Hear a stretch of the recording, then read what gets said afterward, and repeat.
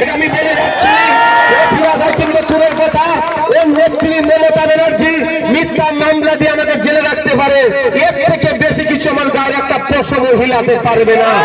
এই জমি চোর, ওয়াকাফ জমি চোর ফিরহাদ হাকিম বাংলার মানুষকে বিভ্রান্তের মধ্যে ফেলার জন্য তার বক্তব্য একটা শুনলাম, তিনি বলছেন ওয়াকাফ সম্পত্তি নাকি দুটো সরকারের সম্পত্তি।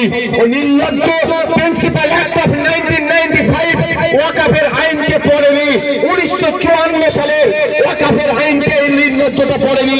পড়ার সময় কি করে পাবে?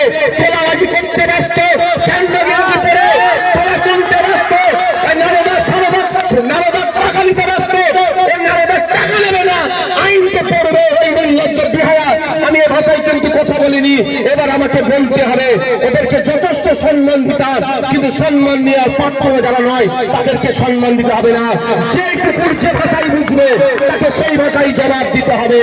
ওই নির্লজ্জ বিহায়াটা সম্পূর্ণভাবে বাংলার মানুষকে মিথ্যাচার করে এই জমির বিষয়টাকে বলছে কেন্দ্র রাজ্যের বিষয়, এই বলে মিথ্যাচার করে বাংলার সহজ সরল মানুষকে বিভ্রান্তের মধ্যে ফেলে দিচ্ছে। আমি আপনাদের বলবো, হাতে গুগল আছে, মোবাইল আছে, গুগল করে দেখুন আপনারা, বা সার্চ ইঞ্জিনে গিয়ে সার্চ করে দেখুন। জমি জায়গার সম্পূর্ণটাই রাজ্য সরকারের হাতে থাকে, অর্থাৎ এটাকে দেখভাল করবে। কিন্তু ওয়াকাফ প্রপার্টি কোন রাজ্য সরকারের নয়, স্বতন্ত্র একটা প্রপার্টি।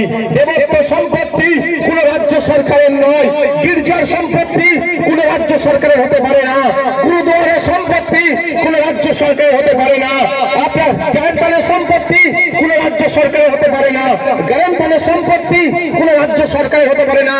এই সম্পত্তি ব্যক্তি মালিকানা সম্পত্তি, রাজ্য সরকারের সেই সম্পত্তিটাই হবে যেটা 1 নম্বরে খতিয়ানে আছে, আর সরাসরি যেটা রাজ্য সরকারের হয়ে আসছে, এটা ছাড়া রাজ্য বা কেন্দ্র সরকারের হতে পারে না।